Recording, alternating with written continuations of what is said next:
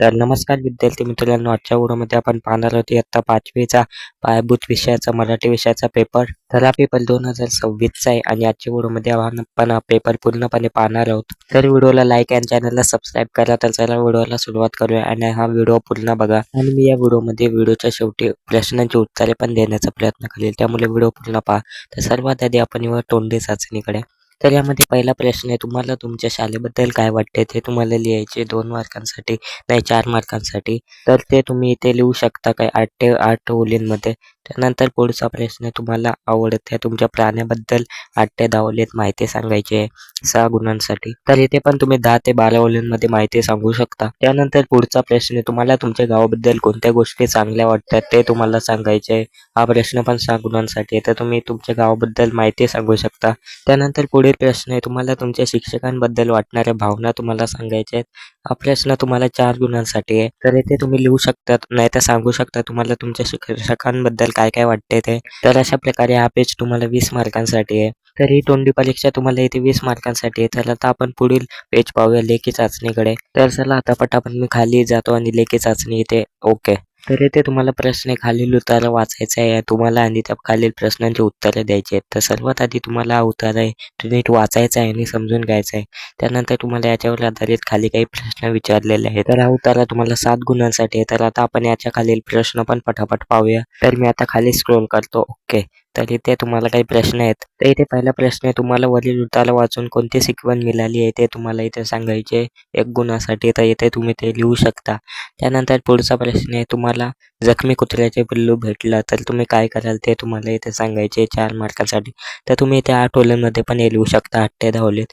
त्यानंतर पुढचा प्रश्न आहे, एखाद्याला जखम झाल्यावर तू कोणकोणते घरगुती उपाय करशील ते तुम्हाला सांगायचे आहे. तर हा प्रश्न पण 2 गुणांसाठी.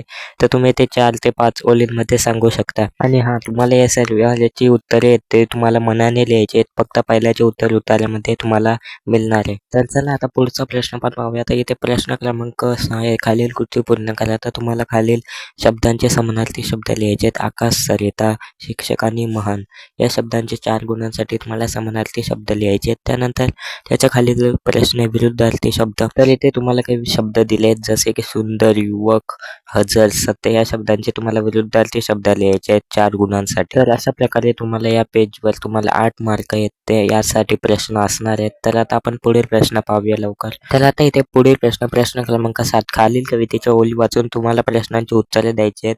तर हा प्रश्न तुम्हाला 8 गुणांसाठी आहे.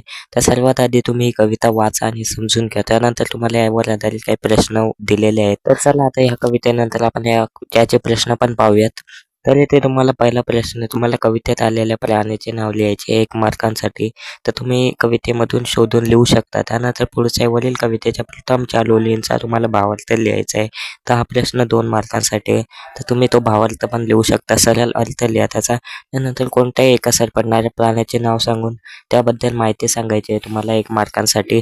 तर याचे पण उत्तर तुम्हाला कवितेमध्ये नाही तर तुमच्या मनाने मिळून जाईल. तर या प्रश्नानंतर आता पुढील प्रश्न आहे, वरील कवितेतून यमक जुळणाऱ्या शब्दांच्या जोड्या तुम्हाला शोधून लिहायच्या आहेत.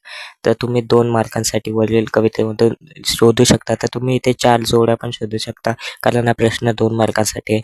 तर अशा प्रकारे या पेजवर तुम्हाला 8 मार्कांसाठी जे प्रश्न आहेत ते असणार आहेत. तर चला आता आपण पुढील प्रश्न पाहूया लवकर. तर आता इथे प्रश्न क्रमांक 8 मध्ये तुम्हाला छत्री आणि पाऊस यामध्ये झालेला संवाद तुम्हाला लिहायचे कल्पना करून 7 ते 8 ओळींमध्ये 8 मार्कांसाठी. म्हणजे तुम्ही इथे कल्पना करून हा संवाद आहे तुम्हाला लिहायचा आहे. त्यानंतर पुढचा प्रश्न आहे प्रश्न 9, आला समासाच्या चतुर्वेद या विधानाबाबत तुम्हाला तुमचे मत लिहायचे 5 मार्कांसाठी. तर तुम्ही इथे लिहू शकता आलसामुळे काय फायदे तोटे होतात ते. तर इथे तुम्ही 10 ओळींमध्ये पण याचे उत्तर लिहू शकता 5 गुणांसाठी.